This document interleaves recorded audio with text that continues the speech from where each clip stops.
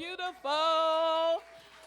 I am surrounded by the most courageous women, and you're counted in that number. I want you to know Marcy, who retired a while back, had worked for the U.S. Post Office as a supervisor for many years, over 30 years, I think. And she retired and moved here and went to back to school, sort of like me, and for accounting. But her passion was music. How many of you know sometimes we're on one road and we have the courage then to change roads? And this is her very first performance. So, yes, I love it. I love it. I love it. So, I just want to tell you all a little bit about me. And so, my story is very important to why we are here. And I believe that I am a mirror in the world. I'm here to show and mirror back to people their brilliance, their beauty, their abilities, their power. And for those who have had very traumatic experiences in life, as I go through mine, you're going to understand. I am a witness that no matter what you have been through in life, you can live anew. So, very quickly about my story, I'm not going to go into all the detail. If you read some of the email, you know. Yes, I only got a few minutes. Danny is my timekeeper. She's going to keep me on schedule today. Thank you, Danny. So I'm going to give you the short version. My husband and I were married 30 years, and we had visited the islands about 8 times, and this was home from the second I landed. And I never wanted to go back. I always wanted to stay. So he said, one of these days we'll retire and make it happen. So I had gone blind in my right eye and stopped working, and it's like, okay, this is a perfect time. So the end of 2017, he went into the hospital for an elective surgery. They committed a medical error, which left him fighting for his life. They had to put him in a coma, and he lived for 3 months. The reason he lived that long is because he didn't want to leave me.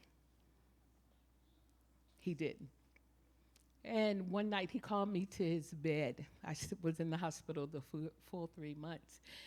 And he said, listen, if I don't make it, I'm like, no, no, not listening to that. You've been okay this long. We're going to make it and you'll be all right. He said, listen, if I don't make it, some things I need you to do. Number one, I need you to go home to Hawaii. Don't worry where you're going to live, what you're going to do, who your family, just go.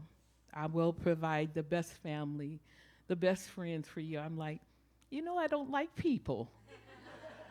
I'm not a peopler.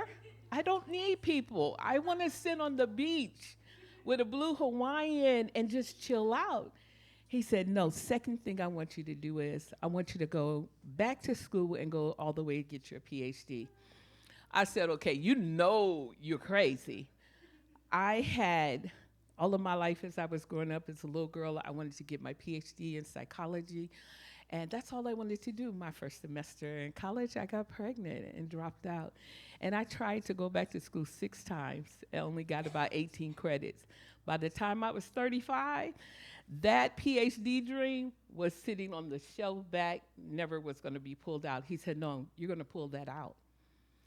I said, I'm 60 years old. I'm blind. My knee is all messed up. I hate math and science.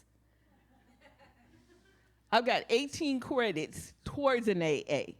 And you think I'm about to go to school all the way for my PhD. He said, yes, not only are you going to do it, you're going to do it with honors. Then he said, I want you to write the books. I want you to speak. I want you to share what we have been through. I want you to share about soul healing. And as I get into my story later, you'll understand. And I made him the promise because I didn't think I was going to have to keep it. I didn't. 10 days later, he died. And I came home healed. My mom passed away the same day I got here, so I was a mess for about a whole year. And then guess what I did? I got up. Was it easy? No. But I got up. Guess what I did? Moved. I was on Hawaii, Big Island first. Moved over here, enrolled in Maui, completed my AA in 1 year. Manoa, graduated, dual BAs. While I was here, honor roll every year. Manoa, dual degrees, cum laude. Who said it? He said it. I worked to do it. And my story was so inspirational, they chose me to give the commencement address.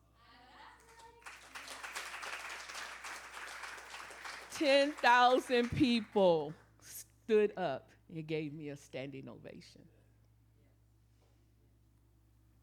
And as I was walking out trying to get to my family and friends, I know I've gone over my minute, I'm getting ready to get up. As I was making my way to where my family and friends, so many of them came to celebrate with me. People coming up to me, students, adults, teachers, professors. You made me believe again. I saw you do it, and I know I can too.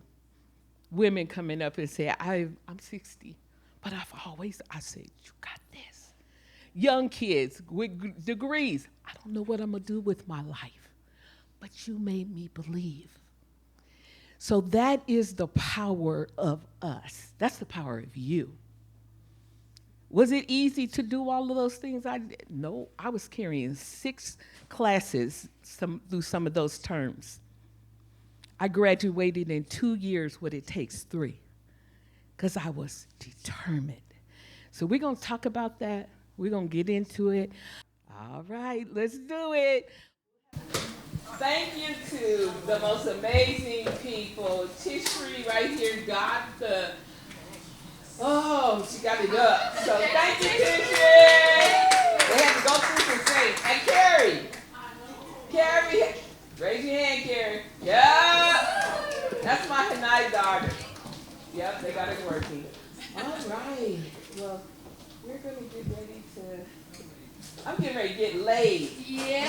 How many of y'all like to get laid?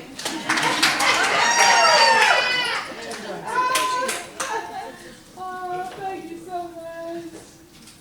I got a lot of it to move around. I appreciate you. Thank you so much.